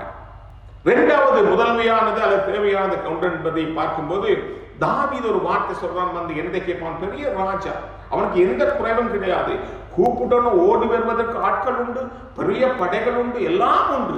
ஆனா அவனுடைய வாழ்க்கையில் அவன் அழகா ஒரு காரியம் சொல்றான். இந்த சங்கீதம் 27 சங்கீதம் 4வது வசனம், Psalms 27 verse 4, கர்த்தரிடத்தில் ஒன்றை நான் கேட்டேன், அதையே நான் ஒரு காரியத்தான் கேட்கிறான். There's only one thing அவன் கேட்கிறான் தேவ சமூகத்துல, ஒன்றை கேட்கிறேன், அதையே நான் நாடுவேன், nothing else, அதையே நான் நாடுவேன், நான் கர்த்தருடைய மகிமையை பார்க்கும்படியாகவும், அதுக்கு அழகு தமிழ்ல அதை ஆங்கிலத்துல போட்டிருக்கேன், அவருடைய அளவை பார்க்கும்படி, ரசிக்கும்படியாக, அவருடைய மகிமையை நான் பார்க்கும்படியாகவும், அவருடைய ஆலயத்தில் ஆராய்ச்சி செய்யும்படியாக என்பதற்கு அவர் அறிவை பெற்றுக் கொள்ளும்படியாகவும் நான் என்னுடைய ஜீவனுள்ள நாளெல்லாம் கர்த்தருடைய ஆலயத்தில் தங்கி இருப்பதையே நாடுவேன். அவருடைய நோக்கம் என்ன? இந்த பூமியிலே வாழக்கூடிய சாதாரண மக்களாகிய நானும் நீங்களும் தேவனை பெற்றுக்கொண்ட நானும் நீங்களும் என்னுடைய முதன்மை என்ன? இரண்டாவது முதன்மை வந்து அல்லது ஒரே அடுத்த முதலாவது ஒன்றா தேவையானது ஒன்று என்ன? அவருடைய சமூகத்தில் ஆலயத்திலே தங்கி இருப்பதை, அதுக்காக சேர்ச்சிலே குடியிருப்பது என்று அர்த்தமல்ல. நீங்க வீட்டிலே ஆராதிச்சாங்க, நீங்க வெளியிலே ஆராதிச்சாங்க, அல்ல எங்கே ஆராதிச்சாலும் தேவனை ஆண்டவரை உம்ம சமூகத்துல உம்முடைய பிரசன்னத்துல இருப்பது எனக்கு வாஞ்சை ஆண்டவர், அதே ஒரு மேன்மையானது. தாவீது சொல்ற காரியம், தாவீது பல காரியங்களை அவருடைய ஆலயத்தை குறித்து பேசியிருக்கான். அவருடைய 150 சங்கீதத்தை பார்க்கும்போது அது சிலவற்றை சொல்ல வாஞ்சிக்கிறேன். சங்கீதம் 26:8 சொல்றான், வந்து தாவீது வந்து, கர்த்தாவே உம்முடைய ஆலயமாகிய வாசஸ்தலத்தையும் உம்முடைய மகிமை தங்கிய ஸ்தானத்தையும் நான் வாஞ்சிக்கிறேன் ஆண்டவர். ஆண்டவர் உம்முடைய ஆலயத்தை மாத்திரம் அல்ல, உம்முடைய மகிமையும் அந்த தங்கியிருக்கிற இடத்தை நான் வாஞ்சிக்கிறேன் ஆண்டவர். ஏனென்றால் நீர் அதனால் உம்முடைய மகிமை டுவெல்ஸ் ஆண்டவர், அங்கதான் உம்முடைய மகிமை குடியிருக்கிறது. அந்த ஜனங்கள் கூடும்போது தேவ மகிமை கடந்து வருகிறது, அதனாலே அதை வாஞ்சிக்கிறேன். சங்கீதம் 122:1 சொல்லுது, Psalm 122 verse 1, கர்த்தருடைய ஆலயத்திற்கு போவோம் வாருங்கள் என்று சொன்ன பொழுது நான் மிகவும் மகிழ்ச்சியா இருந்தேன். ஆலயத்துக்கு போவதென்று சொன்ன உடனே எனக்குள்ளாக ஒரு மகிழ்ச்சி வருகிறதை நாங்கள் பார்க்கலாம். சங்கீதம் 69:9 சொல்லுது, வந்து உம்முடைய வீட்டை குறித்து உண்டான பக்தி வைராக்கியம், ஜீல்னஸ், அதாவது உம்முடைய வீட்டை குறித்து, கர்த்தருடைய ஆலயத்தை குறித்து அந்த சொல்லும் போது அந்த பக்தி வைராக்கியம் என்னை பட்சித்தது, எனக்குள்ளே எரிந்தது, ஒரு நெருப்பு தீ போல இருந்தது. ஏன் இந்த காரியங்களை தாவீது சொல்றார்? அப்ப ஆலயத்துல வருவதனால் மாத்திரம்தான் இந்த காரியமா? இல்லை, நீங்க எங்கே இருந்தாலும் வேதம் அழகாக புதிய ஏற்பாடு சொல்றது வந்து, இங்கே 2-3 பேர் நீங்க கூடும் போது அவர்கள் மத்தியிலே நான் வருவேன் என்று சொன்ன தேவன் அவருடைய பிரசன்னத்தை கொடுக்க வாஞ்சை உள்ளவராய் இருக்கிறார். அப்ப நீங்க சபையில வந்து ஆராதிச்சா என்ன, நீங்க வீட்டில் ஆராதிச்சா என்ன, அந்த வாஞ்சை இருக்க வேண்டும். தாவீதுக்கு இருந்தது. ஆண்டவர் ஒரு காரியத்தை நான் உம்முடைய கேட்க போகிறேன், there's only one thing நான் கேட்க போறேன். எது? உம்முடைய சமூகத்திலே ஆலயத்திலே தங்கி இருப்பதை, உம்முடைய பிரசன்னத்திலே இருப்பதை நான் வாஞ்சிக்கிறேன் ஆண்டவரே. இந்த எத்தனை பேர் சொல்ல முடியும்? சபையில் உலகத்துல பல இடங்கள், இன்னைக்கு எல்லா இடம், எங்க அக்கா கனடா இருக்காங்க, மாசக்கணக்கா இல்லாம சபை நம்முடைய லைஃபை தான் அவங்க பார்க்குறாங்க. அவங்க சர்ச் நடக்கிற ஆராதனை நம்ம லைஃபை தான் அவங்க பார்க்குறாங்க. பல பேர் எல்லாம் ஆன்லைன் சர்ச் தான் எல்லாரும். இன்னைக்கு ஆன்லைன் சர்ச்சில் நம்முடைய நோக்கம் எப்படி இருக்கிறது? ஆண்டவர் இந்த மாணவர்களில் நாம சந்திப்பது கிடையாது. சபையில சந்திக்கும் போது எல்லோரும் பார்க்கிறோம், அதனால நாங்கள் சரியாக ஒழுங்காக இருக்கிறோம். ஆனா வீட்டில் ஆராதிக்கிற பிள்ளைகளே, நீ இந்த நோக்கத்தோட ஆராதிக்கிறாயா? என்னுடைய முதன்மை ஆண்டவர், என்னுடைய மேன்மை, whether you are the church at home, என்று 5 மணி ஆன உடனே உன்னுடைய வாஞ்சை எப்படி இருக்கிறது? நான் தயாராகிறேன் இந்த தேவனை துதிப்பதற்கு. எதற்கு? வேதம் சொல்லு வந்து அவருடைய நன்மைகளை பெற்றுக் கொள்வதற்கு. ஆலயத்திலே வந்து ஆராதிக்கும் போது சங்கீதக்காரன் சொல்றான், நீங்க வீட்டுக்கு போய் வாசிக்கும் போது பல சங்கீதத்துல வந்து I will receive his favor. அவருடைய தன்மை, அவருடைய மகிமை, அவருடைய தயவு, அவருடைய காருண்யத்தை, அவருடைய இரக்கத்தை நான் பெற்றுக் கொள்கிறேன். இன்னொரு போட்டிருக்கு வந்து அவருடைய பிரசன்னத்தை, நான் அவருடைய பிரசன்னத்தை, அந்த பிரசன்னம், இந்த பிரசன்னம் ஆஃப் காட் எதுக்கு அடையாளமா இருக்கிறது வந்து, எப்பெல்லாம் நான் காசு சறுக்குகிறேனோ அல்லது எனக்கு எப்ப ட்ரபிள்ஸ் வருகிறதோ அந்த நேரத்தில் அவருடைய பிரசன்னம் எனக்கு அடைக்கலமா இருக்கிறது. இன்னொன்று போட்டிருக்கு, நான் அவரோட கம்யூனிகேஷன், அவரோட ஐக்கியப்படுகிறேன். எதற்கு? அவருடைய மகிமையை பார்ப்பதற்கு, வர்ஷிப் பண்ணுவதற்கு. காரணம் என்ன? தேவ மகிமை இறங்குவதற்காக. தேவ மகிமை இறங்கும் போது நம்முடைய நிலைமைகள் மாற்றம் அடைகிறது. உள்ளான மனுஷன் புதுப்பிக்கப்படுகிறான். தேவையில்லாத காரியங்கள் வெளியே போகிறது. புது மனுஷனாக மாற்றம் அடைகிறோம். அவருடைய வார்த்தையை கேட்கிறோம். இங்கே சபைக்கு வரும்போது இருந்தால அல்லது ஆன்லைன்ல நீ வார்த்தை கேட்டாங்க, வார்த்தை கேட்கும் போதெல்லாம் அது உன்னை கிளென்சிங் பண்ண, கிளீன் பண்ண, சுத்திகரிக்கிறது. உன்னுடைய கண்ணாடியை போல சரி செய்து கொள்ள வாஞ்சிக்கிறது. அவருடைய ஜனங்களோடு நாங்கள் ஐக்கியம் கொள்கிறோம். அப்ப இப்படிப்பட்ட காரியத்தை தான் வந்து அன்றைக்கு தாவீது விரும்பினான். இன்றைக்கு நானும் நீங்களும் சபையில இருந்த வீட்டிலே ஆராதிச்சாருன்னா இன்றைக்கு தேவனுக்கு அந்த கனத்தை, மகிமை நாங்கள் கொடுக்கிறோமா? ஒன்றை நாடுகிறேன் என்று தாவீது சொன்னான். அதே வாஞ்சிக்கிறேன் வாழ்நாள் முழுவதும். என்ன? நான் ஆலயத்திலே தங்கி இருப்பது. ராஜா, பெரிய ராஜா, எல்லாம் உள்ள மனுஷன் தாவீது. ஆனா அவனுக்கு அந்த வாஞ்சை இருக்கும் போது நானும் நீங்களுக்கு ஏமாற்றுறார். இன்னொரு மனுஷன் வாழ்க்கையை பார்க்கும்போது வந்து யாக்கோப்பு ஆதியாகமம் 28ஆம் அதிகாரத்திலே அவருடைய அண்ணனுக்கு பயந்து ஓடுகிறான். ஓடும் போது ஒரு இடத்துல உட்கார்ந்துகிறான், அங்கே தூங்குகிறான். தூங்கும் போது அங்கே சொப்பனம் காண்கிறான். அங்கே ஏணி வைக்கப்பட்டிருக்கு. தேவதூதர்கள் மேலேந்து கீழே, கீழேந்து மேலே இறங்குறா இருக்கிறார்கள். அப்பொழுது வசனம் சொல்றா, இது தேவனுடைய வீடு, the house of God என்று ஆங்கிலத்தில் போட்டிருக்கு. இதுதான் முதலாவது வார்த்தை வந்த சபை என்று ஆரம்பத்தில் வேதத்திலே முதலாவது தடவையாக வந்த வார்த்தை இந்த வார்த்தை தான். அப்ப அந்த தேவன் சொல்ற அந்த இடம் வானத்தின் வாசல் சொன்னான் அல்லவா யாக்கோப்பு. அந்த இடத்துல சில காரியத்தை அவன் அந்த 28ஆம் அதிகாரத்திலே கற்றுக் கொடுக்க என்ன இருக்கிறான்? அதாவது நாங்கள் அழைப்பா வரும்போது, நாங்கள் குழப்பத்துல வருகிறதுக்கு வந்து அந்த இடம் அமைதியை கொடுக்கிறான். அவன் களைச்சு ஓடி வருகிறான். அண்ணனுக்கு பயத்துல ஓடி வருகிறான். தன்னுடைய அடுத்த நாள் என்ன நடக்கும் என்று தெரியாது, வாழ்க்கை என்னென்று தெரியாது. அந்த களைப்பில, சோர்வுல வருகிறவனுக்கு அங்கே நன்றாக தூங்குகிறான். அப்பொழுதுதான் சொல்றான் வந்து, இது வானத்தின் வாசல், இங்கே தேவனுடைய வீடு என்று சொல்கிறான். ஆலயமும் நாங்கள் ஆராதனை செய்கிற இடமும் அது வீடா இருக்கலாம், எங்கே இருக்கலாம், நமக்கும் அப்படித்தான் தேவன் செய்து கொடுப்பார். இரண்டாவது காரியம் வந்து அவன் தரிசனம் காண்கிறான். இன்றைக்கு நானும் நீங்களும் தரிசனம் காண்பதற்கு ஒரு காரணம் என்ன? தேவ சமூகத்திலே இருக்கும் போது தேவனுடைய எதிர்காலத்தை குறித்து, உன்னுடைய வரக்கூடிய காரியம் குறித்து உங்களோட பேசுகிற தேவனாய் இருக்கிறார். மூன்றாவது காரியம், சபையில் வந்து எனக்கும் உங்களுக்கு is belong to you and your children. உன்னுடைய பிள்ளைகளுக்கு இருக்கிற இடம், நீ படுத்திருக்கிற அந்த பூமியை உனக்கும் உன் சந்ததிக்கும் தருவேன் என்று தேவன் அழகாக அங்கே யாக்கோபுக்கு சொன்னார். இன்றைக்கு ஆண்டவரே இந்த நாள்ல கூட நம்முடைய வாழ்க்கையில் இருக்கிற நானும் நீங்களும் வந்து தலைமுறை தலைமுறையாக ஆசீர்வதிக்கிற தேவன். நான் போன வாரம் இந்த சம்பவத்தை சொன்னேன். நீதிமான் வந்து தலைமுறையாக வந்து ஒருபோதும் அவனுடைய சந்ததி அப்பத்துக்கு இறந்து திருந்தது சொன்ன தேவன். ஆண்டவரே, இன்னைக்கு நானும் நீங்களும் வந்து தேவனை எந்த இடத்தில் நாங்கள் வைத்திருக்கிறோம்? இந்த ஆன்லைன் ஆராதனை சொல்லும் போது நம்முடைய எப்படி அதுக்கு நாங்கள் மகிமை கொடுக்கிறோம்? தேவனுக்கு நாங்கள் தயாராக இருந்து ஆராதனைகள் எழுந்திருந்து ஆராதிக்கிறோமா? அல்லது வார்த்தையின் வேளையில வார்த்தையை உட்கார்ந்து தியானிக்கிறோமா? பிள்ளைகளோட உட்கார்ந்து இருக்கிறோமா? அல்லது பிள்ளைகள் ஏதாவது செய்துட்டு போட்டு நீங்க உட்கார்ந்து இருக்கிறீங்களா? தேவன் பார்க்கிற அந்த நாட்கள்ல நான் ஒன்றே நாடுவேன், அதே நான் வாஞ்சிப்பேன் சொன்ன தாவீது சொன்னது போல ஆண்டவரே, அக்கறை இல்லாதபடி உணர்வற்ற ஜனங்களாக நாங்கள் இருப்போமா? அப்படி இல்லாதபடி ஆண்டவரே, நான் உன்னோட இருந்து போரிடமெல்லாம் உன்னை பாதுகாப்பேன் என்று அன்னைக்கு யாக்கோபுக்கு தேவன் சொன்னார். எப்ப சொன்னார்? இது தேவனுடைய வீடு, இது வானத்தின் வாசல் அவன் கண்டு கொண்ட பிற்பாடுதான்.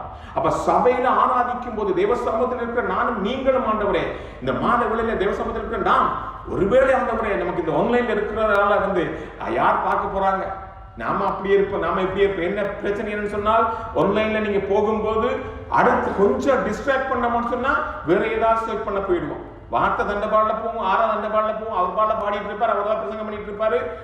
நம்ம வேற எங்க ஏதாவது காரியம் சர்ச் என்ஜின்ல போய் சர்ச் பண்ண போயிடுவோம். ஆண்டவர் இந்த மாதவில தேவன் பார்க்கிற அந்த அருமையான வழியில வந்து என்ன ஒரு ஆராதனை செய்வதற்கு, ஆராதனை வீரர்களா இருக்கலாம், அல்லது நானோ அல்லது ஜெபாபரதா இருக்கலாம், there are we are putting so many times இங்க உட்கார்ந்து இருக்கிற அந்த கெனி இதை செய்வதற்கு 2-3 days செல்லும். அதை அதை செய்து திருப்பி எடிட் பண்ணி நமக்கு அழகாக போட்டு காண்பிப்பதற்கு. அப்ப எல்லாரும் தங்களுடைய பங்கை செய்கிறார்கள். நான் பிரசங்கம் பண்ணுவதற்கு days and days, hours and hours I spend. உட்கார்ந்திருந்து தியானிச்சு பாஸ் பண்ணி ப்ரே பண்ணி வார்த்தை கொண்டு வருவோம். மியூசிக் வாசிக்கிற பிள்ளைகளும் அப்படிதான், ஏதோ தான் வாசிப்பது கிடையாது. அதை பிராக்டிஸ் பண்ணி வீட்டில இருந்து ஜெபம் பண்ணி பாடல்களை ஆராய்த்து கொண்டு வரும். எத்தனையோ எஃபோர்ட் நிறைய போட்டு கொண்டு வரும். ஆனா நாம சிலவுல வந்து we take it easy, ரொம்ப லேசாக எடுத்து விடுக்கிறோம். அது பிள்ளைகளோட இந்த வேதம் சொல்லுறது, யோசுவா அதிகாரத்துக்கு இந்த மாதம் வார்த்தை கொடுத்துக்க, நானும் என் வீட்டார் கொண்ட கர்த்தரையே சேவிப்போம் என்று யோசுவா சொன்னான். இந்த மாதங்களில் ஆண்டவரே, தேவனுடைய வீட்டை குறித்து எனக்கு ஒரு பக்தி வைராக்கியம் இருக்கா? அது வீட்டிலேயே இருக்கலாம், அல்ல ஆலயத்திலே இருக்கலாம், அல்லது தேவனுடைய வீட்டை குறித்து ஆண்டவரே மகிழ்ச்சி இருக்கிறதா? ஆலயத்துக்கு போவோம்னு சொன்ன மகிழ்ச்சி 5 மணி ஆகிறதா அல்லது 4:45 ஆகிறதா ரெடி பண்ணி நாங்கள் ஆயத்தமா இருப்போம். அப்படி இருப்போமா? ஏதாவது இருக்கிறோமா தெரியாது எனக்கு. அல்லது வந்து அவருடைய ஆலயத்துல வார்த்தையை கேட்டு என்னுடைய நிலைமை இன்னும் முன்னேறி வர உதவி செய்கிறோமா? அல்லது வீட்டிலே இருக்கிற நானும் நீங்களும் அந்த மாதவிடையில் ஆண்டவரே, தேவையானது ஒன்றே, என்னை விட்டு எடுபடாத ஒரு நல்ல பங்கு அன்றைக்கு மரியாள் கண்டு கொண்டாள் அல்லவா?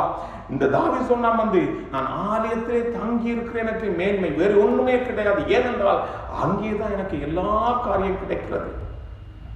மல்கியாவின் புத்தகம் 1ஆம் அதிகாரம் 6ஆம் வசனத்துல தேவன் ஒரு காரியத்தை குறித்து அங்கலாய்க்கிற தேவனா இருக்கிறார். குமாரன் தன் பிதாவையும் ஊழியக்காரன் தன் எஜமானையும் கனம் பண்ணுகிறான். அது உண்மைதானே? அதாவது பிள்ளை வந்து தகப்பனை கனம் பண்ணுகிறான், வேலை செய்யற ஒரு மனுஷன் வந்து தனக்கு கூலி கொடுக்கிற எஜமானை கனம் பண்ணுகிறான். நான் பிதாவானால், தேவன் கேட்கிற கேள்வி, அன்னைக்கு இந்த ஜனங்களை பாட்டு கேள்வி, நான் பிதாவானால் என்னுடைய கனம் எங்கே? நான் எஜமானா, நான் தான் அப்ப உன்னுடைய வீட்டுக்கு எஜமான், நீ என்னை முதன்மையா வைத்திருக்கிறாயா? அப்படி நான் எஜமானா இருந்தால் எனக்குரிய பயம் எங்கே என்று தேவன் யாரை பார்த்து கேட்கிறாரா? தன் நாமத்தை அசட்டை பண்ணுகிற ஆசாரியரை குறித்து, தன்னுடைய ஆசாரியர் என்று போட்டிருக்கு மல்கியா 1:6.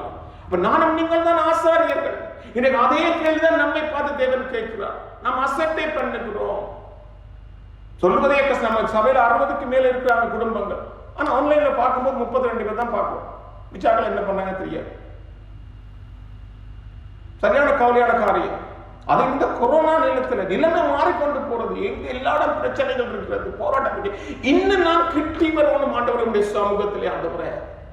அதுக்கு மாறாக அஜாக்கிரதையாக ஏதோ காரியம் நடந்து போகுதுன்னு சொல்லி இருக்காதபடி ஆண்டவரே, நான் உனக்கு பிதாவானால் என்னுடைய மகிமை எங்கே என்று தேவன் கேட்கிறார் அந்த மாலைகளில். அப்ப உன்னுடைய முதன்மை என்ன? தாவீது முதன்மை கண்டு கொண்டான், ஆலயத்தில் தங்கி இருப்பதே. அதுக்காக நான் சொன்னது போல எங்கேயுமே தங்கிட்டு சொல்லல, அது வீடா இருக்கலாம். நீ எங்கே இருக்கு, பிள்ளைகள், குடும்பம், கணவன், மனைவி சேர்ந்திருக்கும் போது அது ஒரு ஆலயமாக மாறுகிறது, சபையாக மாறுகிறது. அன்றைக்கு வீடுல தான் ஆராய்ச்சாங்க. அது எங்கே இருந்தாலும் தேவ பிரசன்னம் நிச்சயமா கடந்து, நீ முழு மனதோடு ஆராதிக்கும் போது அங்கே தேவ பிரசன்னம் கடந்து வருகிறது. 3வது காரியம், கடைசியாக வந்து முதன்மையானது, தேவையானது ஒன்று வந்து தேவ சத்தத்தை தேவன் விரும்புகிறார். தேவன் விரும்புகிற காரியம் அங்கே பவுல் எழுதும் போது, கொலோசிய சபைக்கு எழுதும் போது, கொலோசியர் 3ஆம் அதிகாரம் 1-3 வசனங்களை வாசிக்கும் போது, கொலோசியன் சாப்டர் 3 verse 1-3 வாசிக்கும் போது, நீங்கள் கிறிஸ்துவுடனே கூட எழுந்ததுண்டானால், தமிழ்ல அப்படித்தான் போட்டிருக்கு, ஆங்கிலத்துல வாசிங்க, எழுந்தது உண்டானா ஒரு சந்தேகம், நான் எழுந்தனா இல்லையா கிறிஸ்துவோட, அப்படி கூட இல்லை. வந்து நீங்க எழுப்பப்பட்டு இருக்கிறபடியா, you are already been raised with Christ. தேவனோட நீங்க எழுப்பப்பட்டு நாங்க இருக்கிறோம். நான் கிறிஸ்துவோட மரித்தோம், அவர் எழுப்பப்பட்டு இருக்கிறோம், சந்தேகமே கிடையாது. ஆனா தமிழ வாசிக்கும் போது அப்படிதான் சந்தேகம், நீ எழுந்தது உண்டானால் தான் போட்டிருக்காங்க. அப்ப எழுப்பப்பட்டிருக்கபடியால் மேலானவற்றையே நாடுங்கள், பரலோக சிந்தையே நாடுங்கள். எதற்காம்? அங்கேதான் கிறிஸ்து தேவனுடைய வலது பாசத்தில் வீற்றிருக்கிறார். யார்? எனக்கு உங்களுக்காக ஜீவனை கொடுத்தவர், அவருடைய அந்த உயிர்த்தெழுந்த வல்லமை பெற்ற இயேசு அங்கே பரலோகத்தில் தேவனுடைய வலது பாசத்தில் வீற்றிருக்கிறார். அதனால மறுபடியும் சொல்றார் வந்து, பூமியில் உள்ளவர்களை அல்ல, நீ பரலோக காரியங்களையே நாடுங்கள் என்றால். ஏனென்றால் நீங்கள் மரித்தீர்கள். ஒரு நாள் நானும் நீங்கள் வந்து பாவத்தில் இருந்தோம், பாவத்தில் மரித்து விட்டோம், பாவம் போய்விட்டது. ஆனால் என்னுடைய வாழ்க்கை, இப்ப நம்முடைய வாழ்க்கை, உங்க வாழ்க்கை வந்து கிறிஸ்துவுடனே தேவனுக்குள் மறைந்திருக்கிறது. ஏனென்றால் சிந்தை ஒரு போர்க்களம். அப்ப நம்முடைய சிந்தை கிறிஸ்துவுக்குள்ள மறைக்கப்பட்டிருப்பா. என்னுடைய தாட்ஸ், என்னுடைய மைண்ட் எல்லாம் அவருக்குள்ள பாதுகாக்கப்பட்டிருக்கிறது. அதான் இப்ப எழுதுறார் அதான் நீ இப்ப புதிய ஆள் இல்லையப்பா, நீ பூமிக்குரிய காரியங்களை குறித்து நாட்டம் செய்யாது. ஏன்னா பூமியில நிறைய சத்தங்கள் உண்டு. காலையில எழுந்தினோடனே சத்தங்கள் வெளியில இருந்து, எங்க வீடு மெயின் ரோடுக்கு பக்கத்துக்கு போனா நிறைய ஹோன் பண்ணிட்டே போவாங்க. ஆம்புலன்ஸ் போகுது, போலீஸ் போகுது, ஃபயர் என்ஜின் போகுது, நிறைய சத்தங்களை கேட்கிறோம்.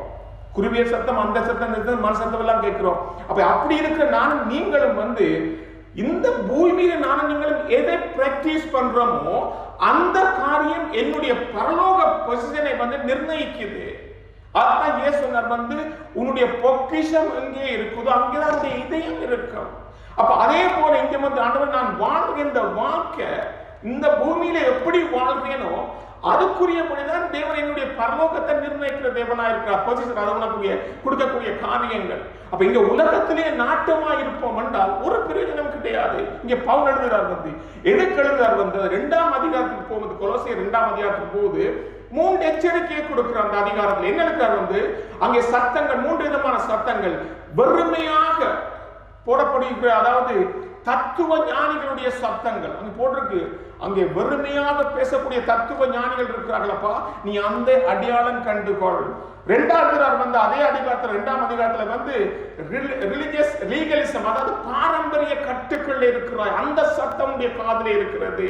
3வது மேன்மேட் டிசிப்ளின், மனுஷன் உண்டாக்கின சட்ட திட்டங்கள், அதுல சார்ந்து போகாத தேவனா கொடுத்திருக்க சட்டத்துல திட்டத்தில் நீ வாழ்த்துகள்.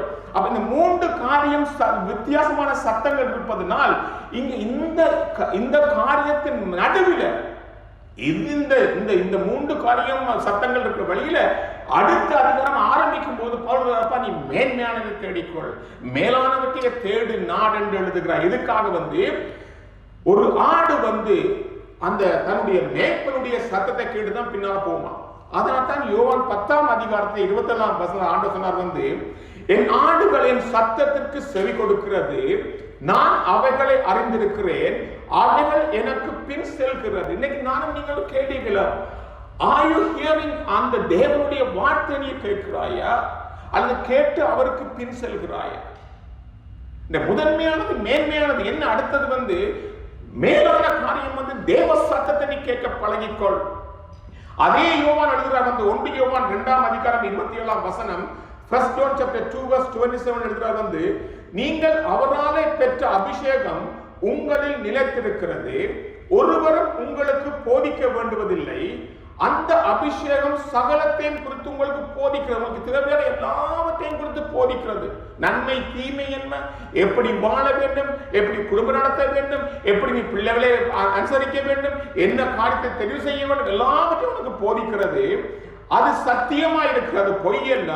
அது உங்களுக்கு போதித்தபடியே அதிலே நிலைத்திருப்பீர்களாக.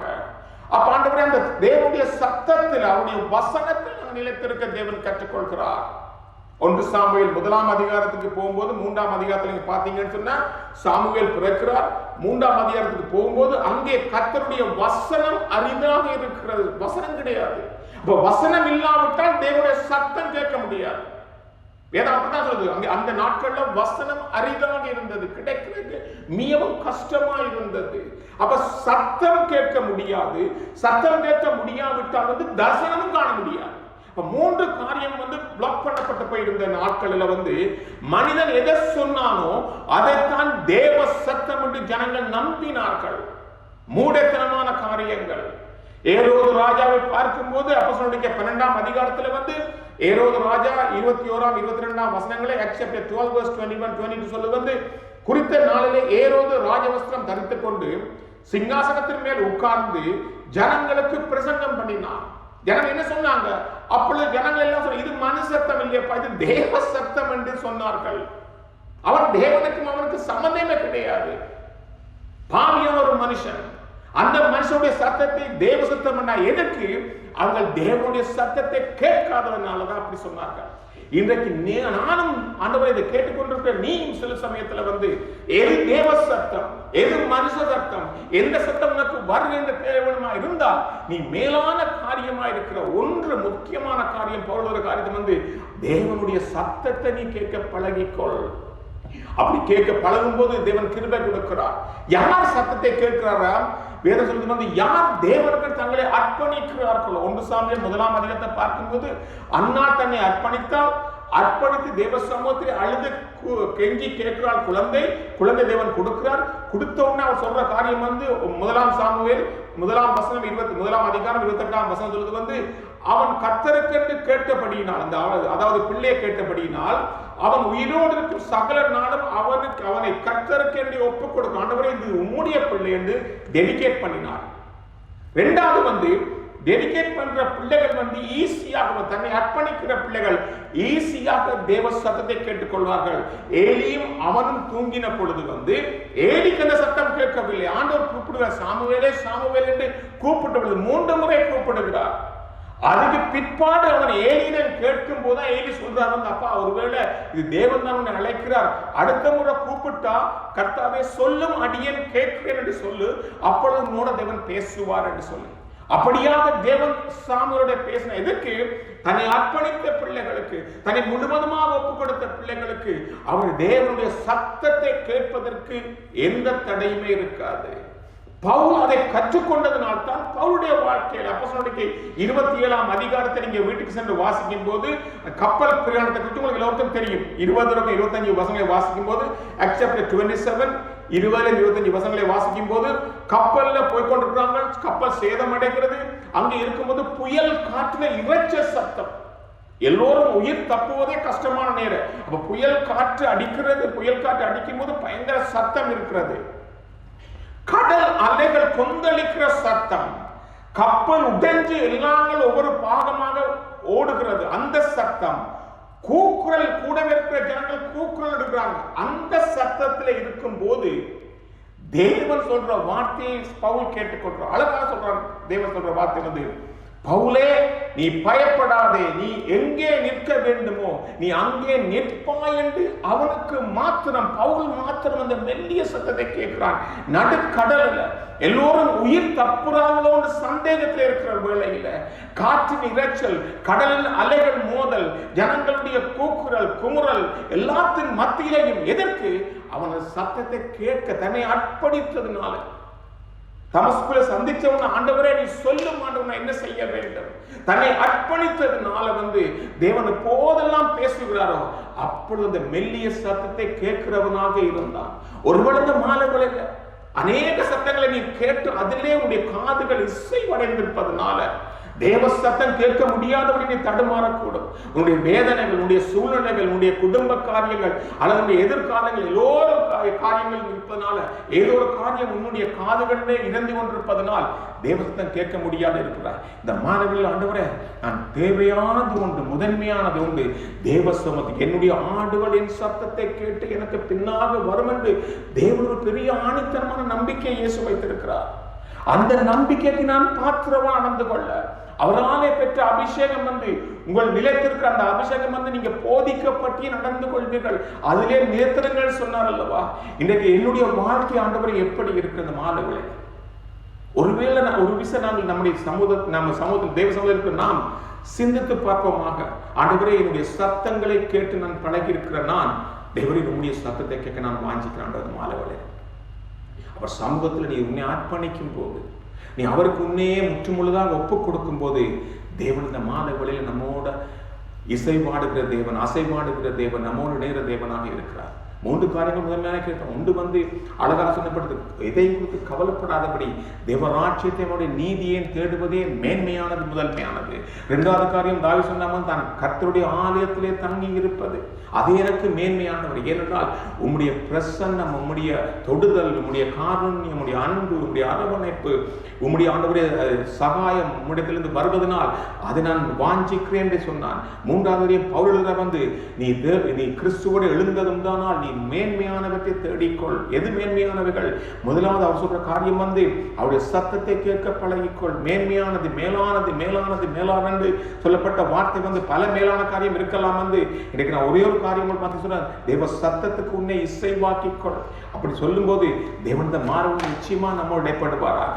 எழுந்திருக்கு நாம் தேவ சமூகத்தில் ஆண்டவரே மாலை வேளையில நம்ம இந்த மாலை வேளையில ஒப்பு கொடுக்க போறோம். ஆண்டவரே, ஒரு வேளையில ஆண்டவரே என்னுடைய வாழ்க்கையிலேப்பா உம்முடைய வார்த்தைக்கு மார்த்தாளை போல ஆண்டவரே நான் பற்பல வேலைகள் செய்து கவலையோட உம்முடைய ஊழியங்கள் செய்யும் போதெல்லாம் ஆண்டவரே கம்ப்ளைண்ட் பண்றேனா அல்லது சந்தோஷத்தோட இதென்ன கொடுத்திருக்க சிலாக்கியம், தேவனுக்கு ஒரு பெரிய இன்னொரு சான்ஸ் கொடுத்திருக்கிறார், அவருக்கு ஊழியம் செய்யும்படியான அந்த ஒரு நன்றி உள்ளத்தோடு நாங்கள் செய்கிறோமா? அல்லது ஆண்டவரே இந்த நாளில் கூட நம்முடைய கவலையினால நாம் நம்முடைய சாட்சிகள் அளிக்காதபடி கிறிஸ்துவுக்குள்ள சாட்சி பெற்ற பிள்ளைகளாக என்னுடைய சந்தோஷம் நிறைவாய் காணப்படத்தக்கதாக இந்த மாலைகளை நான் என்னை ஒப்புக் கொடுக்க போறேன். ஆண்டவரே, அல்லது ஆலயத்திலே தங்கி இருப்பதே, அவருடைய பிரசன்னத்திலே இருப்பதே எனக்கு மேன்மையானது. ஆண்டவரே, நான் பிதாவானால் என்னுடைய கனம் எங்கே என்று தேவன் கேட்பது போல பிள்ளைகள் பிதாவுக்கு கொடுக்கிறார்கள், வேலைக்காரர்கள் எஜமானுக்கு கனம் செலுத்துகிறார்கள். நாம் அவருடைய பிள்ளைகளா இருக்கிறோம். ஆண்டவரே, தேவன் கேட்கிற காரியம் என்னுடைய கனம் அங்கே. இந்த ஆன்லைன் என்று சொல்லப்பட்ட காரியத்தின் நிமித்தம் பல பேர் நாங்கள் அதை பெரிதாக எடுக்கிறது கிடையாது. ஏதோ போது அவ்வளவுதான் சொல்லிட்டு உட்கார்ந்து இருக்கிறோம். உங்களுக்காகத்தான், சபைக்காகத்தான், சபையுடைய பிள்ளைகள் வளர்ச்சிக்காகத்தான், உங்க குடும்பத்தைகளுக்காகத்தான், உங்களோட பிள்ளைகளுடைய காரியங்களுக்காகத்தான். பிள்ளைகளையும் உட்கார வச்சு அந்த நாட்கள், அந்த நேரத்தில், அந்த 1 hour தான் உட்கார வச்சு குடும்பமாக ஆண்டவரே அவர் சமூகத்துல ஒரே மனதோட நாங்கள் ஆராதிக்கும் போது தேவன் கிருபை கொடுக்கிறார். அசட்டை பண்ணாதபடி. என்ன வேதத்திலிருந்து ஒரு நாள் அன்னைக்கு ஏலி வாழ்ந்த நாட்கள்ல வார்த்தை அரிதா இருந்தது, தேவ சத்தம் இல்லை, தேவ தரிசனம் இல்லை. இன்னைக்கு தேவன் அப்படியான நாட்களை நம்மை நடத்தி கொண்டு வருகிறார். எங்க பார்த்தாலும் ஆலயத்தில் ஆராதிக்க முடியாதபடி முடக்கப்பட்டு இருக்கிறோம். இது ஒரு தேவன் கொடுத்த பெரிய சிலாக்கியம் நமக்கு. நாங்கள் இங்கே இருந்து நாங்கள் ஆராதனை செய்து உங்களுக்கு கொடுக்கிறோம். வீடுகளில் இருந்து நீங்க ஆராதிக்கத்தக்கதாக ஒரு பெரிய கிருபை. அந்த கிருபை சிலாக்கியத்தை இழந்து விடாதபடி ஆண்டவரே உம்முடைய சமூகத்தில் நான் இருக்கிறேன். ஆண்டவரே, என்னுடைய வாழ்க்கையை அர்ப்பணிக்கிறேன் உம்முடைய சத்தத்துக்கு. ஆண்டவரே, உலகத்தில் எத்தனையோ விதமான சத்தங்கள் இருக்கிறது, நான் பகுத்தறியத்தக்கதாக இந்த சத்தம் எங்கே இருந்து வருகிறது. அன்னைக்கு ஏதோ சொன்ன சத்தத்தை ஜனங்கள் சொன்னாங்க, இது தேவ சத்தம் என்று சொல்லி. அப்படி ஆண்டவரே நான் ஆண்டவரே திசை வஞ்சிக்கப்படாதபடி சத்தங்கள் எங்கே இருந்து வருது என்பதை கண்டுகொள்ளத்தக்கதாக என்னை முற்று முழுதாக உங்களுடைய சமூகத்தில் அர்ப்பணிக்கிறேன். ஆண்டவரே, அன்றைக்கு ஆண்டவரே அன்னால் சாமுவேலை அர்ப்பணித்தான். அதனால சாமுவேல் சின்ன வயதிலே அவன் தேவனுடைய சத்தத்தை கேட்க கற்றுக்கொண்டான். ஒருவேளை ஆண்டவர் இந்த மாலை வேளையில இதுவரைக்கும் நீ பிராக்டிஸ் பண்ணாம இருப்பாயிருந்தால், நீதான் தேவன் தான் உனக்கு தலைவராக அல்லது தேவன் தான் உன்னுடைய மேய்ப்பனாக இருப்பதனால் நீ அவருடைய மந்தைக்குள்ள ஆடாக ஓடி வந்து அவருடைய சத்தத்துக்கு செவிசாய்க்க நீ பழகிக்கொள். அப்பொழுதுதான் அவர் சொல்லும் போதெல்லாம் அவர் பின்னாக செல்வதற்கு அது ஏதுவாக இருக்கு. இது பொல்லாத காலம், பொல்லாத காலத்திலே வாழ்ந்து கொண்டிருக்கிறோம். அடுத்த நாள், அடுத்த நிமிஷம், அடுத்த வேளை என்ன நடக்கும் என்று தெரியாது. இந்த வருஷம் முழுவதும் இதோ முடிய போகிறது, ஒரு முடிவும் இல்லை. என்ன நடக்கும் என்று தெரியாதபடி எல்லாரும் கலங்கி இருக்கிற வேளையில இவன் கொடுத்த பெரிதான கிருபை ஆண்டவரே உம்மை பாடி துதித்து ஆண்டவரை ஆராதித்து உம்முடைய வார்த்தையை கேட்க கொடுத்திருக்கிறேன். அதை நாம் விட்டு விடாதபடி அன்றைக்கு மரியாள் கற்றுக்கொண்டது போல அவர் பாதத்தில் அமர்ந்திருந்து ஆண்டவரை நீ சொல்லும் ஆண்டவரே, நான் என்னை விட்டு எடுபடாத அந்த நல்ல பங்கை நான் தேர்ந்தெடுக்க போகிறேன். தேவையானது ஒன்றே, தேவையானது ஒன்றே, தேவையானது ஒன்றே. அன்பின் பரலோகத்தின் தகப்பனை கிருபையாய் கொடுத்த அந்த அருமையான மாலை வேளைக்கு நன்றியப்பா. எங்களை அழைத்த தேவன் இன்றைக்கு நீர் உண்மையுள்ளவராய் இருப்பதனால் நீர் ஒருபோதும் ஆண்டவரை மனம் கசக்காதபடி அப்பா, எங்களை குறித்து நீர் ஆண்டவரை தவறான காரியம் எண்ணாதபடி ஆண்டவரே நீ சொன்னது போல ஆண்டவரே நீ மனஸ்தாபப்படுற தேவனாப்பா. அப்படி மனஸ்தாபப்படாதபடி என்னை குறித்து நம்மை குறித்து நம்மை உம்முடைய சமூகத்தில் ஒப்புக் கொடுக்கிறோம் அப்பா. நான் பிதாவானால் என்னுடைய கனம் எங்கே என்று நீர் கேட்டீரே ஆண்டவரே. ஒருவேளை நாங்கள் அஜாக்கிரதையாக ஆண்டவரே அதை லேசாக எடுத்து விட்டோம். எங்களை மறுபடியும் உடைய சமூகத்திலே ஒப்புக் கொடுக்கிறோம் ஐயா. குடும்பமாக உடைய சமூகத்தில் ஆராதிக்க எங்களை கற்றுக்கொடும். எடுக்கிற எல்லா முயற்சிகளும், சபையில் எடுக்கிற ஒவ்வொரு முயற்சிகளும் தேவனுடைய பிள்ளைகளுடைய முன்னேற்றத்துக்காக, ஆவிக்குரிய வாழ்க்கைக்காக, அதை போக்கடிக்காதபடி, வீணடிக்காதபடி உணர்வுள்ள பிள்ளைகளாக, ஒரு பக்தி வைராக்கியம் உள்ள குடும்பமாக ஆண்டவரே எங்களை ஒப்புக் கொடுக்கிறோம் ஆண்டவரே. யோசுவா சொன்னது போல நானும் என் வீட்டார் முயன்றால் கர்த்தரையே சேவிப்போம் என்று எந்த சூழ்நிலையும் ஆண்டவரே, அது கொரோனா காரியமா இருக்கலாம், லாக்டவுன் காரியமா இருக்கலாம், வீடுகள் பூட்டப்பட்டு சபைகள் பூட்டப்பட்டு இருந்தாலும் நாம் ஆராதிக்க முடியாதவை நமக்கு இன்னும் தடை வரவில்லை. அந்த நிலையிலே ஆண்டவரே, எந்த நிலையிலே நான் இருந்தாலும் பவுல் சொன்னது போல நான் மனரம்யமா இருக்க கற்றுக்கொண்டு அவர் சமூகத்தில் ஒப்புக் கொடுக்கிறேன். இதை கேட்டுக்கொண்டிருக்க ஒவ்வொரு குடும்பங்களுக்காக நன்றியப்பா. ஏலின் தமிழ் சபையின் குடும்பங்களுக்கு நன்றி செலுத்துகிறேன். தேவ பிரசன்னம் ஒவ்வொரு குடும்பங்களையும் சூழ்ந்து கொள்ளட்டும். இதை கேட்டுக்கொண்டிருக்க மற்ற தேசத்தில் இருக்க ஒவ்வொரு பிள்ளைகளுக்கு நன்றி ஆண்டவரே. அவர்களை ஆசீர்வதியும், கிருபையும், பலப்படுத்தும். அவர்களுடைய சமூகத்தில் ஆண்டவரே அந்த தேவையான ஒன்றை பெற்றுக்கொள்ள உதவி செய்வீராக. இந்த மாலைகளை தாழ்த்தி ஒப்புக் கொடுக்கிறோம். மீண்டும் ஆண்டவரே என்னுடைய குடும்பத்துக்காக ஜெபிக்கிறோம். இந்த தேவ சமாதானம் அந்த குடும்பத்தை நிறைவாய் மூடிக்கொள்ளட்டும். இதை தாழ்த்தி ஒப்புக் கொடுக்கிறோம். தாயாருக்காக ஜெபிக்கிறோம் ஆண்டவரே. என் தேவனுடைய சுகம், கிருபை, தொடுதல் இந்த தாயார் சமூகத்தில், அந்த சரீரத்தில் நிறைவாய் காணப்படட்டும். தாழ்த்தி ஒப்புக் கொடுக்கிறோம்.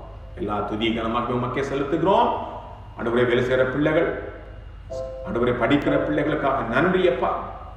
வேலை பிசினஸ் செய்கிற ஒவ்வொரு பிள்ளைகள் மேலும் உடைய கரம் இருப்பதாக. நம்முடைய சீனியர்ஸுக்கு நன்றி ஆண்டவரே. கொடுத்த சுகபல ஜீவனுக்கு நன்றி. அவருடைய ஆசீர்வதியும் தொடர்ந்து வண்ணத்தும் காத்துக்கொள்ளும். இயேசு கிறிஸ்துவின் வல்லமையுள்ள கிருபையுள்ள இரக்கமுள்ள நாமத்திலே ஜெபிக்கிறோம் அன்பின் தகப்பனே. ஆமென்.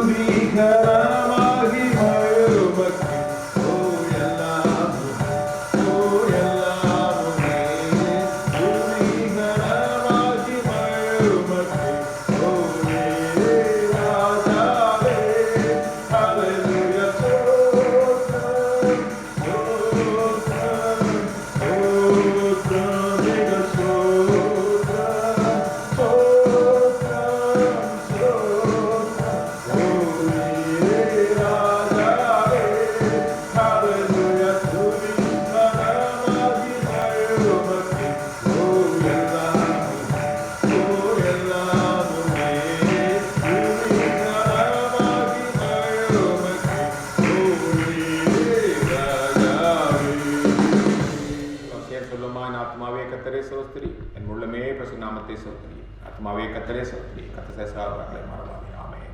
ஆசீர்வதிக்குள்ளமா கர்த்தராகிய இயேசுவின் கிருபையும் பிதாவாகிய தேவனுடைய அன்பும் பரிசுத்த ஆவியின் அன்பின் ஐக்கியமும் நம்முடன் இயேசு கிறிஸ்து நம்முடன் இருப்பதாக. ஆமென். கர்த்தர் ஆசீர்வதிப்பாராக. தொடர்ந்து ஜெபியுங்கள். கர்த்தர் பெரிய காரியங்களை செய்வார். ஆமென்.